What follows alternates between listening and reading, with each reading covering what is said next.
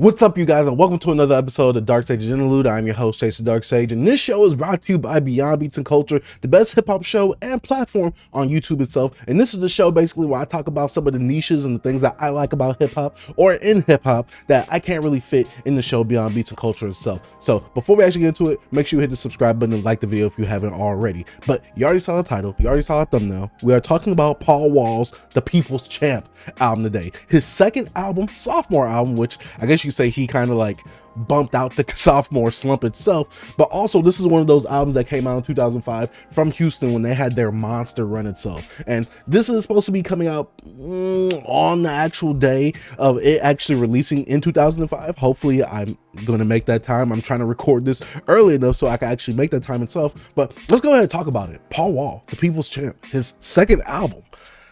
This album is good. When it comes to the Houston like domination that they had in 2005, it wasn't really about what peak lyricism is or things like that. It was all about the music and how you felt from the music itself, and was it actually good songs from it, because we got to remember this is during the bling era itself. And I gotta say that Paul Wall, he's one of my favorite rappers from Houston. Now, I'm not saying that to say like I'm putting any other rapper down, but Paul Wall's been one of those rappers that had longevity since when he came out, since up until now, since the days of him rapping with Chamillionaire, which obviously, you know, was the album called Get Your Mind Correct. One of my favorite Houston albums ever, because the back and forth that those two have, and Chamillionaire being one of my favorite rappers too, I love that album. But seeing his longevity from stuff like that all the way to even now, him collabing with, you know, Stack Selector and some other rappers, you get what I'm saying, like Terminology, coming out with an album like that. Shout out to my boy RB Reyes, who actually put me on to the Start Finish Last. It was some project that he had where he was, you know, trying to be on par with Terminology, and Terminology, he's a rapper, so, you know, Paul Wall had to step his game up, and that's one of the things I really appreciate. Jesus, I cannot talk this morning. That is one of the things I really appreciate about Paul Wall, is that you can tell that he loves to rap. He's there to rap. He wants to rap. He wants to like be involved with rapping. And I remember, and I can vaguely remember this, a story about like Kanye West was somewhere and he was rapping somewhere. He was the only person rapping, and I know Kanye used to do this thing where he used to just burst out in the raps and just start rapping, and no one else, which it was a room full of rappers, I believe, was rapping too. And Paul Wall was like, shoot, give me the mic, I'm gonna start rapping too. And I guess that's how they formed their relationship, for them to actually come out with the song Drive Slow. Now, this song is actually on The People's Champ, which I don't like it on the album just for cohesion purposes, and it don't sound like a down south song to me. It fits way better on Late Registration, but it is Kanye's song overall. You could definitely tell from the instrumentation and what he was trying to do on Late Registration itself. But when we're talking about Paul Wall, you can tell that this man has come in here and he loves to rap. And the one thing about The People's Champ is that he's a people's champ, man. Everybody loves Paul Wall. You really cannot hate Paul Wall because he doesn't do anything offensively bad or offensively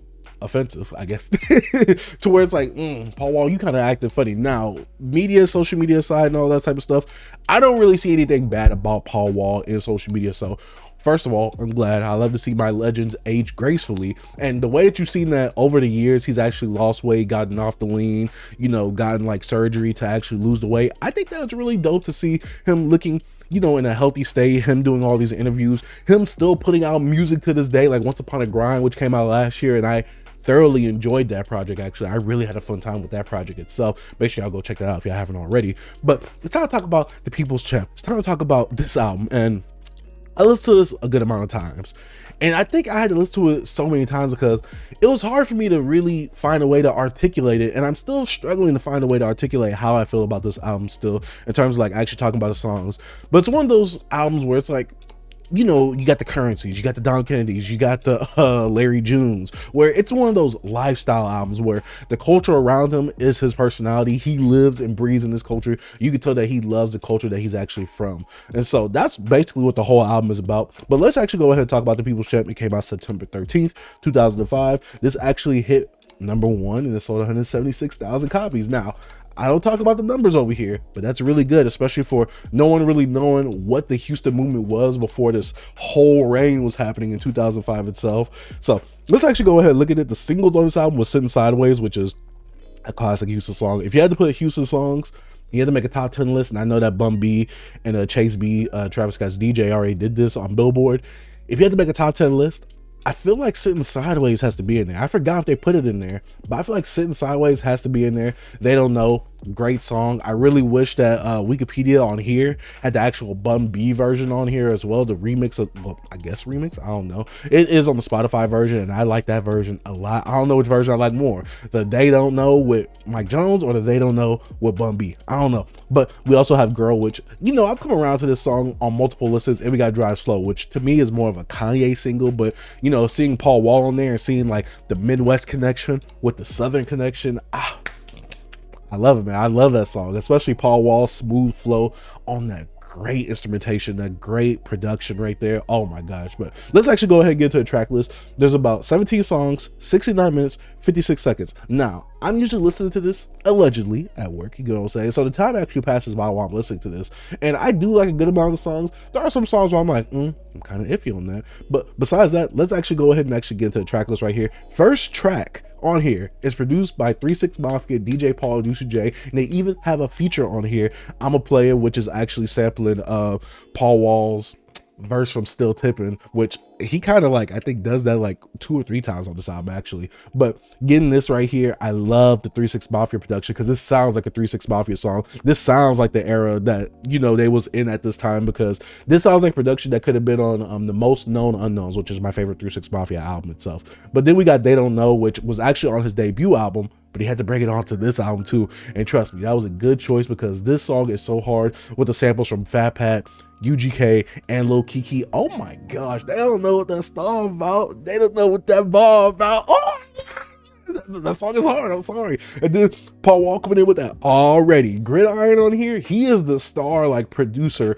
on this project right here. Then we get the next song, Riding Dirty, which Trey Songz. Was he from VA or Virginia?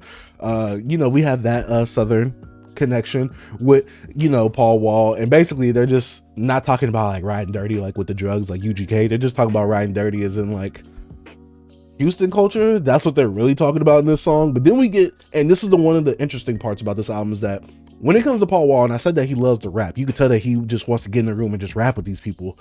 A lot of these songs have like features that I guess I just wouldn't expect for Paul Wall to like really be like featuring or like have as features on his album, especially if you wanted to sound more like a Houston album. And that's one of the great things about this album, is that it's kind of like a mystery box. Like, you don't know who's next, obviously, unless you look at the track list. But if you actually just listen to the album, you don't know who's next, because hearing Freeway on here on the hook, I'm like, wait, what? I'm like, this is crazy right here. Talking about The Rock coming down to Houston and Swisher House. I'm like, huh? Freeway? Okay. But then we get So Many Diamonds featuring T.I., which I think T.I. stole the show. T.I. just has this presence about him that when he's on the track, he's going to command presence, especially during this time where he was reigning dominant, especially in ATL.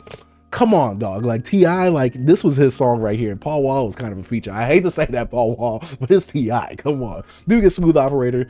Obviously, this is a song about Paul Wall talking about, you know, he's a ladies man. You know what I'm saying? He gets the ladies. Okay, cool. Then we get track 7, Sitting Sideways.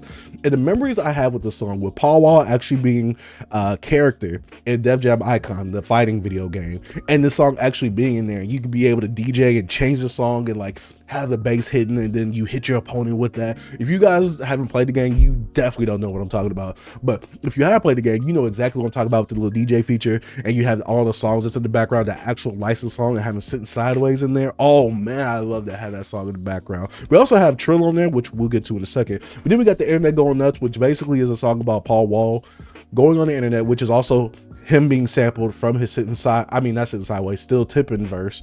But I got the internet going nuts. Yeah, he's basically sampling that. But he's talking about finding chicks online, and you know, yeah.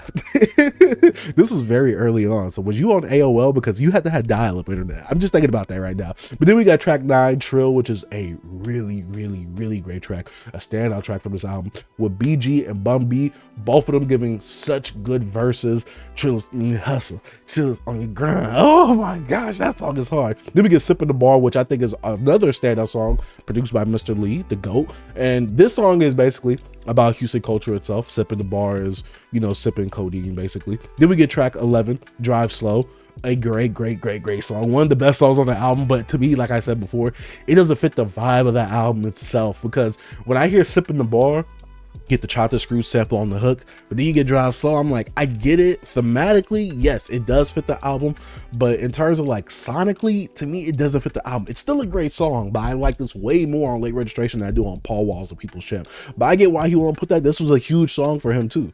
So then we get March and Step, and if you guys don't know, obviously Paul Wall's from Houston. There is a lot of colleges in Houston, so when you got the March and Step and things like that, you know, obviously there's other meanings in it, but I'm pretty sure this is a song that a lot of colleges were able to use, especially colleges like PV and TSU itself, with a young Lil Wayne, and Lil Wayne was going hard on this. Now, I don't really know the Grip Boys like that, but I had to get familiar and kind of look them up while I was looking at the features, because when I was listening to the song March and Step, then I heard Lil Wayne's verse. I'm like, wait. I'm like, is that Lil Wayne right there? So I went to the features.